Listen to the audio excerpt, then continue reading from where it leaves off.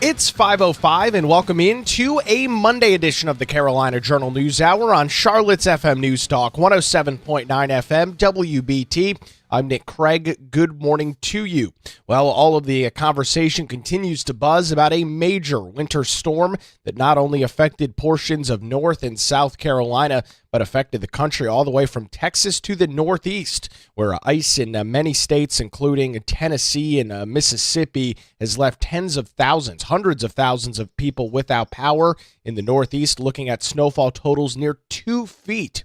Turning our attention here to North Carolina, fortunately, the vast majority of the state did not deal with the brunt of the storm as was originally predicted. However, western North Carolina did see some pretty significant impacts, and that is where nearly 30,000 people across the state are without power this morning. The top counties, Henderson County, which hosts Hendersonville, North Carolina, close to 14,000 people without power there. The neighboring county there, Transylvania, about 3,500 customers without power this morning. However, other areas not completely clear. Mecklenburg County, about 2,600 customers without power. Robeson, 1,400 as well. So some major power outages, but again, out of the 30,000 people, more than half of those are between both Henderson and Transylvania counties in western North Carolina, as the recovery efforts do continue from this major winter event. It was a mixture of everything, depending on where you are in North Carolina. Heavy amounts of ice in western North Carolina, a mix of sleet and freezing rain, maybe a little bit of snow in portions of central North Carolina, and nothing but rain on the East Coast, where temperatures stayed above the freezing range pretty much all day yesterday, as the storm system is now officially moved out of North Carolina. Looking at a live radar this morning, very little impacts still to be felt from this storm. There is still a little bit of potential icing precipitation in some areas of North Carolina, but the brunt, the vast majority of the storm, is over for the Tar Heel State. Taking a look at as to how we got here and everything that has gone on over the last couple of days, President Donald Trump approved an emergency declaration for North Carolina ahead of the potential winter weather system throughout the weekend, as that has now come to pass. Fortunately, according to Governor Josh Stein, he said in a press conference over the weekend, quote, "This declaration enables us to access federal assets so that we can deploy additional generators to critical facilities like hospitals, support sheltering operations, provide emergency food, water, and fuel, and to help from the Forest Service to remove downed trees. We are grateful for the partnership of the federal government, and it's a quicker approval of our request." Emergency protective measures limited to direct federal assistance under the Public Assistance Program will be provided at 75% of a federal funding reimbursement rate for North Carolina. The governor noted that over the last couple of days into portions of late last week, the state was very much on top of this storm. He noted that they had shipped more than 100 pallets of meals and drinking water across the state, in addition to more than 700 cots and blankets. That is a mixture of for various emergency shelters across North Carolina, as well as for crews, statewide crews that were dispatched all over the state. The governor also noted that the State Highway Patrol was ready to clear roads and respond to emergencies, and there was about 1,200 accidents on the roadways on Sunday, in which either State Highway Patrol or a local law enforcement responded to those accidents, many of them single-car incidents with cars veering off the road due to those very icy conditions. As of this morning, fortunately, and things are still dynamic, things could change, but as of right now, there were reportedly no fatal car wrecks here in North Carolina, which is remarkable with some of the wintry mix and icy conditions felt on the roadways across the state. So some good news, at least as of right now, to pass along as it relates to those road conditions in North Carolina. Emergency Management Director Will Ray, of course, highlighted the major impacts for significant ice accumulations, which really materialized in portions of the Blue Ridge Mountains, where between half and 3/4 of an inch of ice were expected and did come to fruition in some of those areas. The icing totals as you moved east with the storm went down significantly, with some snowy conditions in the northern half of North Carolina. There was 51 local state of emergencies issued and 21 local emergency operation centers active throughout the heat of the storm. All of those entities, as you would imagine, monitoring the situation, monitoring the storm as things continued to play out throughout the day on Sunday.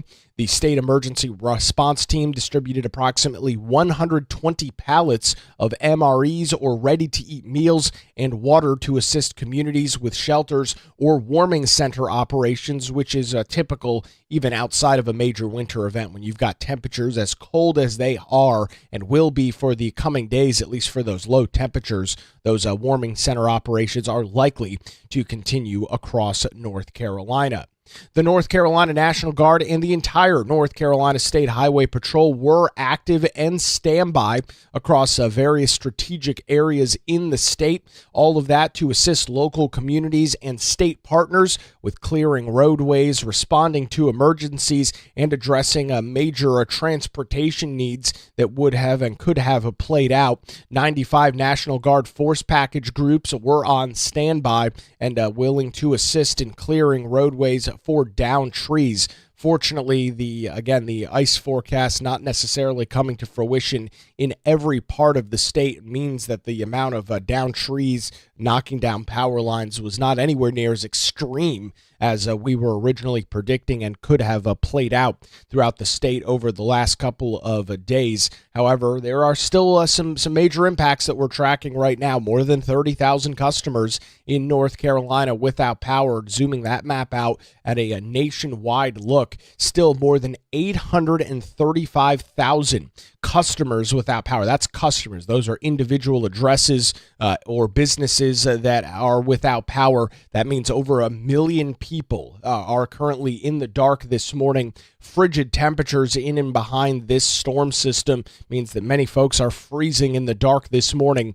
The most of those power outages are in states like Tennessee, Mississippi, and Louisiana, where in Tennessee more than 250,000 people are without power this morning. One of the hardest hit areas, Nashville, where there was a period of time throughout the day on Sunday where nearly 75% of the county that Nashville is in was without major electrical service. And as you can imagine, crews will be on the scene throughout the remainder of the day in all of those states and here in North Carolina to recover power and get folks back online after dealing with some of the impacts of this major winter weather event that we saw push across the entire United States. Fortunately, the forecasting on this, we knew about it well ahead of time. It allowed the state, it allowed NCDOT and other officials to prep. Roads were salted and brined ahead of the winter weather. Crews have been out in the overnight hours as well to continue to work some of those major thoroughfares and roadways. However, one of the major stories that we are going to be following throughout the rest of the day today into the overnight hours are the very, very cold temperatures as things will begin to warm up slightly throughout the day today on Monday. Anything that unfreezes and starts rolling off is likely to flash freeze again tonight, where temperatures will be brutally cold across most of North Carolina, teens and single digits across the vast majority of our state. This is something that we will be keeping an eye on for the next couple of days. We'll bring you the latest details as soon as we get them over on our website, carolinajournal.com, and of course the latest as always right here on the Carolina Journal News Hour. It's now 5:14 on Charlotte's FM News Talk, 107.9 FM, WBT. Schools closed today across the Charlotte Metro. That should be a light load on traffic. However, some icy conditions do continue. We'll get the latest look at the roadways with Boomer Von Cannon. Hey, thank you, Nick. And yes, sir.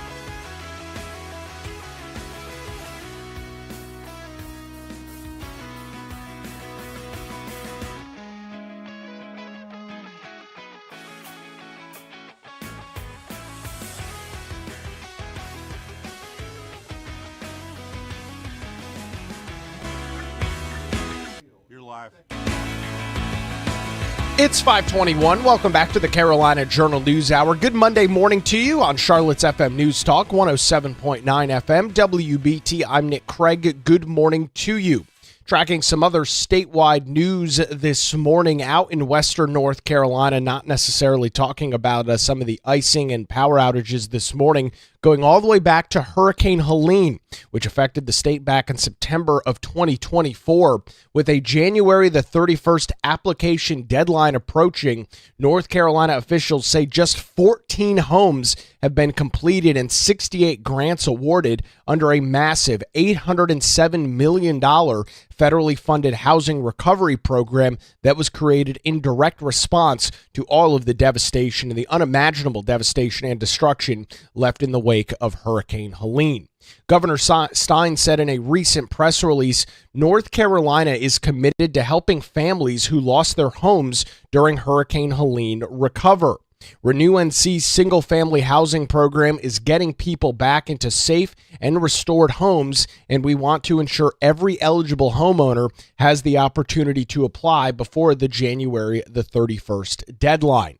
A housing rehabilitation, reconstruction, replacement, or reimbursement program available to homeowners. The single-family housing program is a centralized initiative of the group called Renew NC. The program prioritizes low to moderate income household families with seniors 62 or older and children 18 and under, and or households who have family members who are disabled. There are 28 counties that are eligible for the program. I'm not going to read through all of them this morning, but they are the counties that you would expect in western North Carolina that did see some of the largest amount of devastation and destruction from the storm. I'll note there is one zip code in Mecklenburg County, 28214, in which individuals are eligible as well. The program, since it was started up last year, has received more than 7,500 applications for housing recovery assistance, and almost one-third are currently under review for eligibility. 74 projects are apparently, and according to state officials, in the pre-construction phase, and 86 homeowners have been awarded grants to this point. The program completed just 14 construction projects for homeowners in Buncombe, Cleveland, Gastonia, Henderson, McDowell, Polk, and Wilkes County, with these projects including 3 reconstructions, 4 rehabilitations, and 7 clean replacements, meaning the house was completely wiped and rebuilt. Currently under construction are 15 Renew NC construction projects, 1 replacement, 2 rehabilitations, and 12 reconstructions in some of those same counties as well. Buncombe, Henderson, McDowell, Mitchell, Polk, Rutherford, and Watauga counties. If homeowners have already received Helene-related assistance through FEMA or a homeowner's insurance policy, the state wants to pass along that they, in fact, are still eligible to apply for the single-family housing program grant here in North Carolina, as that program is designed to address housing recovery needs remaining after all other assistance has been exhausted, according to a press release from the governor's office. While the January the 31st deadline is going to pass here relatively soon, Renew NC will refocus its efforts reviewing applications, determining budget needs for those that have applied for the program, and assisting qualified applicants in proceeding efficiently through the remaining review and construction processes that will, in some cases, take years to play out. The programs under Renew NC, such as the single-family housing program, are funded through the federal government. That money, nearly over $807 million, coming from a community development block grant for disaster recovery, also known as a CDBG-DR, that came directly from HUD, that's the U.S. Department of Housing and Urban Development, and locally is being administered by the North Carolina Department of Commerce, more specifically their Division of Community Revitalization. Out of the nearly $1.4 billion allocated for post-Helene recovery needs in western North Carolina, as I mentioned, $807 million allocated for the single-family housing program. 14 projects completed to date, more than 86 grants awarded right now. However, more than 7,500 individuals have applied for the program all ahead of that January the 31st deadline coming up this Saturday. For individuals that are looking for more information on this, they can visit renewnc.org. That's renewnc.org, or call 1-888-791-0207. We've also got links, including an email address. There is a mobile app as well. All of that is available this morning over on our website, carolinajournal.com. The headline story there: deadline nears as NC Helene aid yields 14 completed homes. Again, those details over on our website, carolinajournal.com. Taking a look at a much more recent storm here across the state of North Carolina. Winter weather being felt across the vast majority of the state this weekend. 30,000 customers, a little over 30,000 customers, are without power this morning across the Tar Heel State. The largest hotspot for power outages is in and around the Hendersonville area in Henderson County, with more than 13,000 customers without power. That is the vast majority of the state in terms of outages. Some of the neighboring counties dealing with some outages as well. Transylvania County has about 3,500 customers without power this morning. Mecklenburg County at 2,300 customers. Robeson County looking at about 1,400 customers without power as well. Up in the most northeastern portions of North Carolina, Hertford County, which is on the Virginia border, they've got about 1,900 customers without power. It's not immediately clear whether that is related to some of the winter weather over the weekend, but 30,000 customers being tracked from Duke Energy and other regional utilities without power this morning.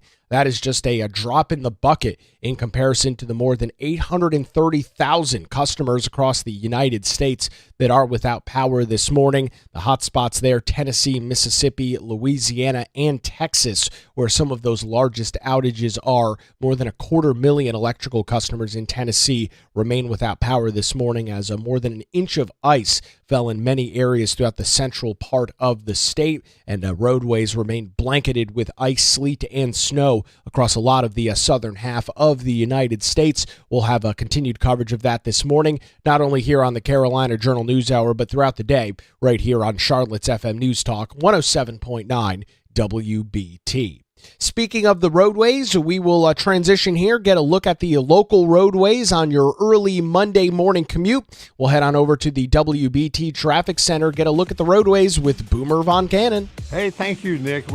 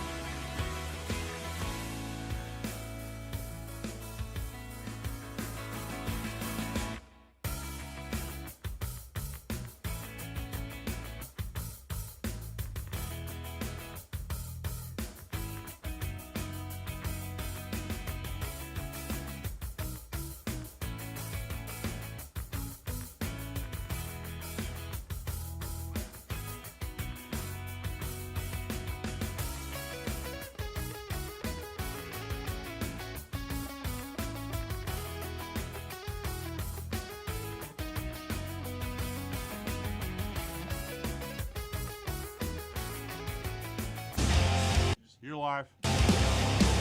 It's 5:35. Good Monday morning to you. Welcome back to the Carolina Journal News Hour on Charlotte's FM News Talk, 107.9 FM, WBT. I'm Nick Craig. Good morning to you. You may be surprised to find out that there are some hunting restrictions that exist in North Carolina, particularly on Sunday. I was pretty shocked to find this out. We've talked about it almost a year ago right here on the Carolina Journal News Hour. That has been the precipice for some legal challenges across the state over the last couple of years. To walk us through a pretty substantial update in that case this morning, Mitch Kokai from the John Locke Foundation joins us on the Carolina Journal News Hour. Mitch, before we get into this most recent legal challenge and update, walk us through some of these restrictions that, unless you're an avid hunter in North Carolina, you're probably not even aware of. Well, if you're an avid hunter, you know just what the rules are. But if you aren't an avid hunter, you might not know when is hunting allowed, when is hunting not allowed. Now, there are certain hunting seasons. But one thing that was very clear up through 2017 was you couldn't hunt in North Carolina on Sundays using a gun. Now, in 2017, the General Assembly changed that by passing a law that allowed some hunting on Sundays, but there were restrictions, including how close you could be to a church, what hours you could hunt, waterfowl. There were particular restrictions on waterfowl hunting on Sundays.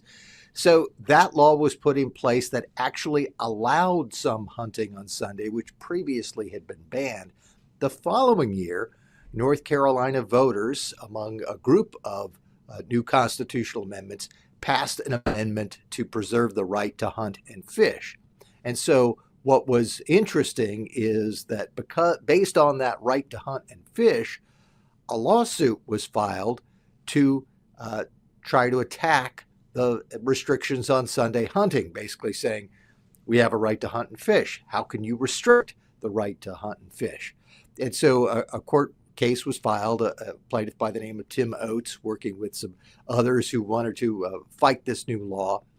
And what has happened is the courts in North Carolina threw out the lawsuit, basically saying no, that what had happened was that the new right to hunt and fish that was placed in the Constitution included a specific provision that said the General Assembly could pass a law that would restrict hunting. So basically, you have the right to hunt and fish, but the General Assembly, as part of the right, as it's codified in the Constitution, can set limitations.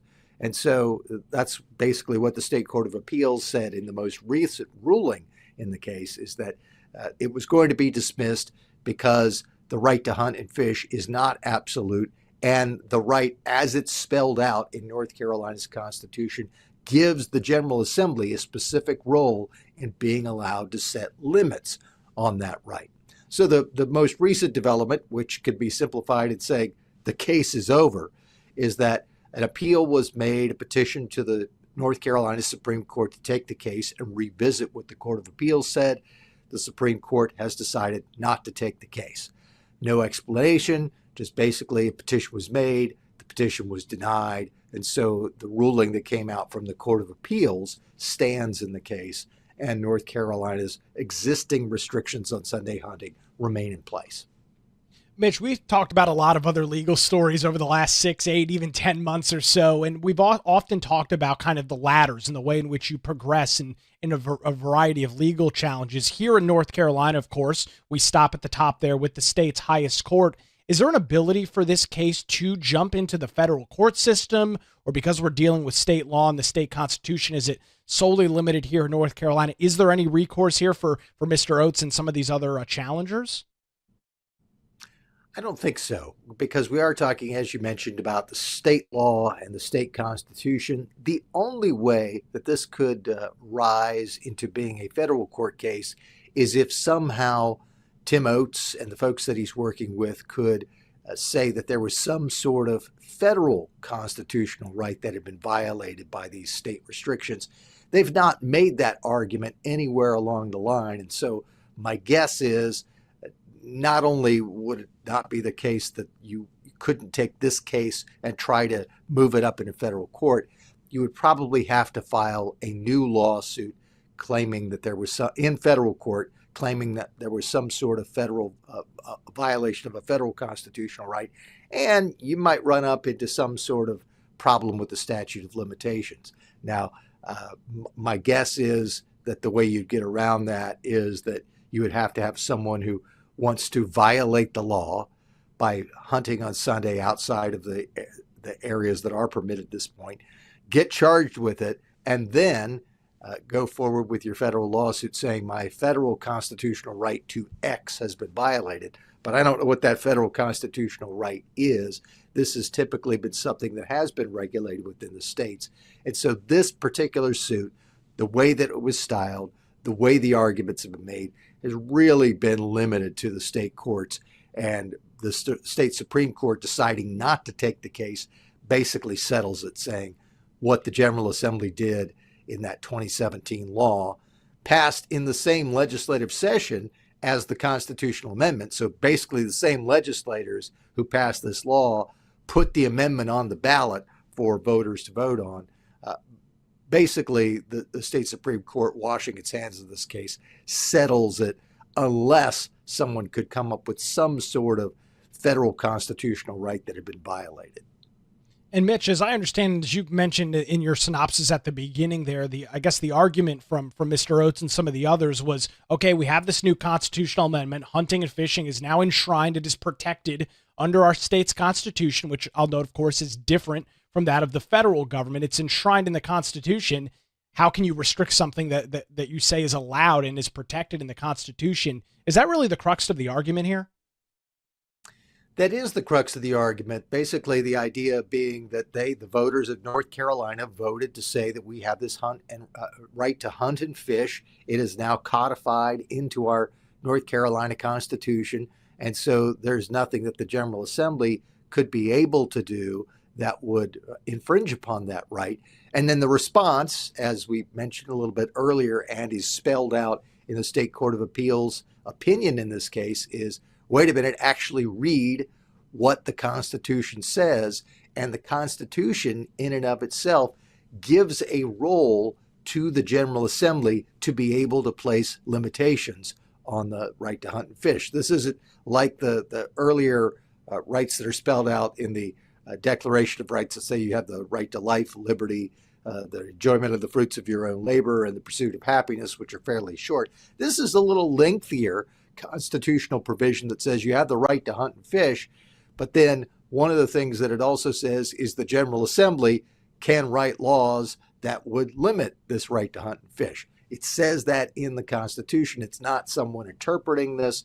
So I think it was fairly clear to the judges of the Court of Appeals who ruled on this unanimously that this case did not have any legs, because the right to hunt and fish is limited by the General Assembly's ability to pass a law that would set some limits on it. Now, I'm guessing that if the General Assembly passed a law that said you can't hunt and fish, that there might be some case that could be made that, wait a minute, we passed this right to hunt and fish, so you can't pass a law that says you can't hunt and fish. But I think it was seen as clear to the Court of Appeals that setting limits on that right to hunt and fish still could comply with the constitutional amendment, since the constitutional amendment actually said that the General Assembly could set limits. It's a very interesting update. We appreciate it this morning. Mitch Kokai from the John Locke Foundation joins us on the Carolina Journal News Hour. Where it's now 5:44 on Charlotte's FM News Talk 107.9 WBT. We'll get another check at the roadways on your chilly Monday morning commute with Boomer Von Cannon. Thank you, Nick. We have fog as an issue.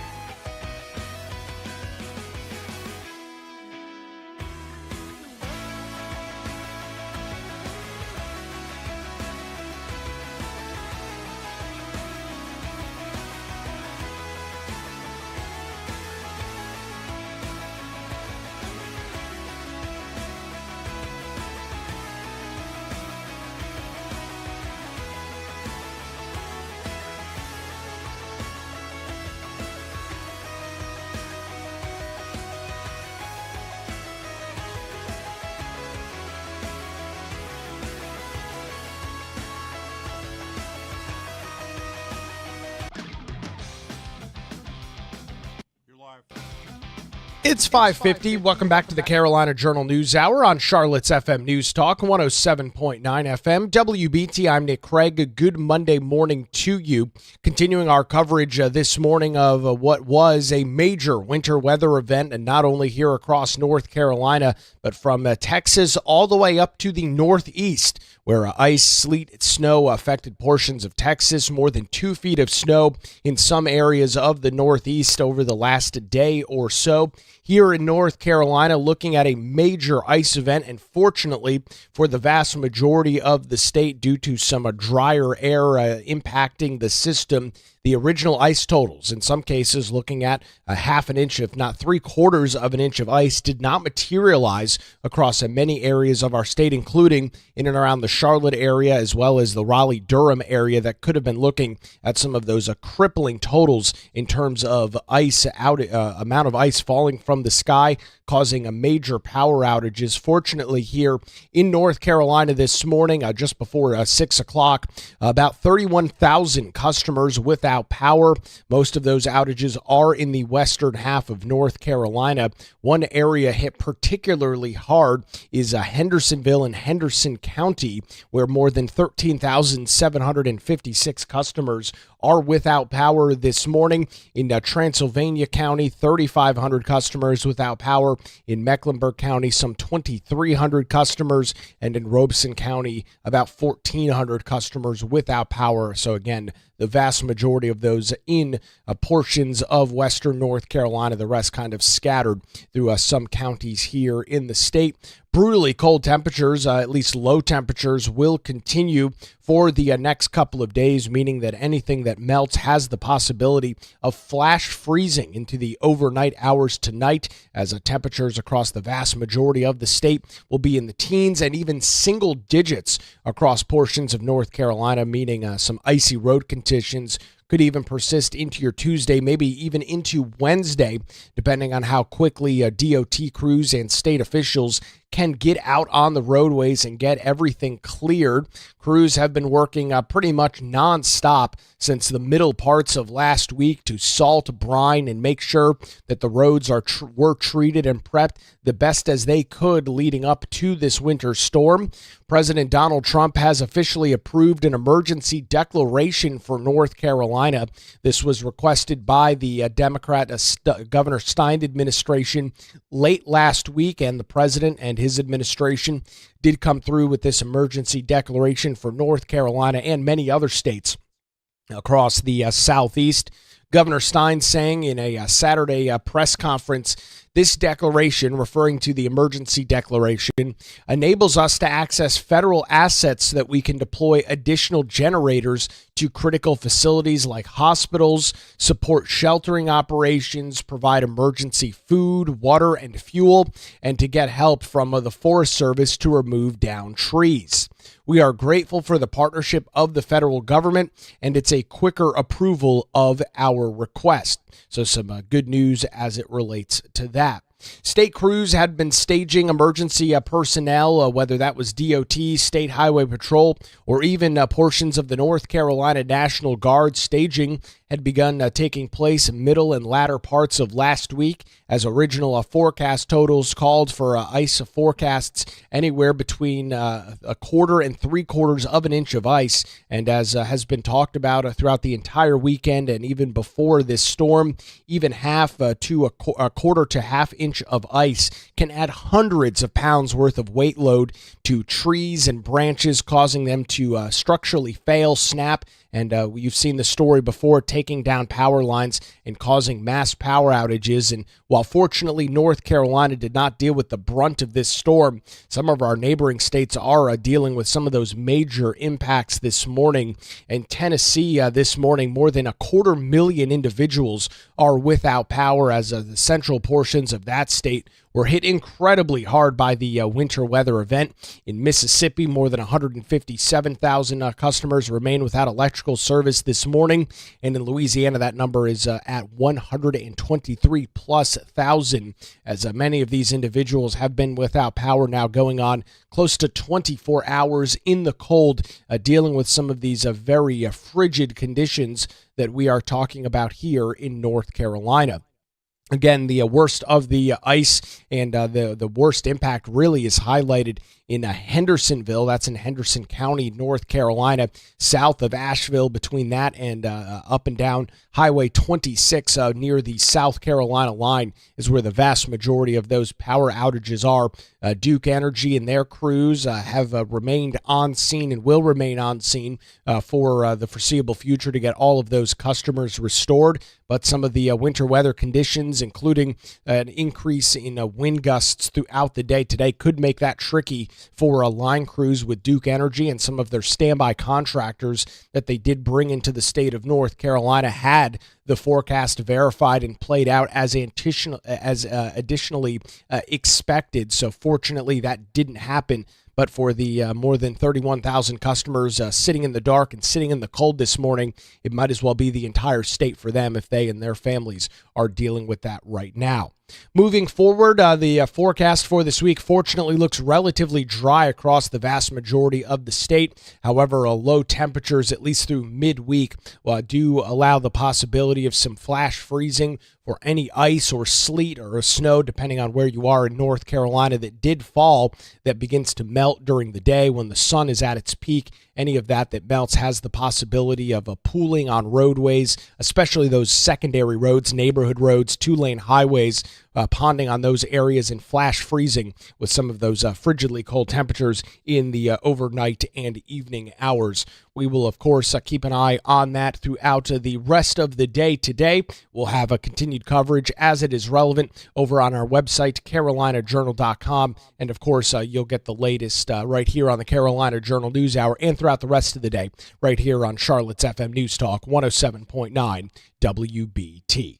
That's going to do it for a Monday edition of the Carolina Journal News Hour. WBT News is next, followed by Good Morning BT. We're back with you tomorrow morning, 5 to 6, right here on Charlotte's FM News Talk 107.9 FM WBT.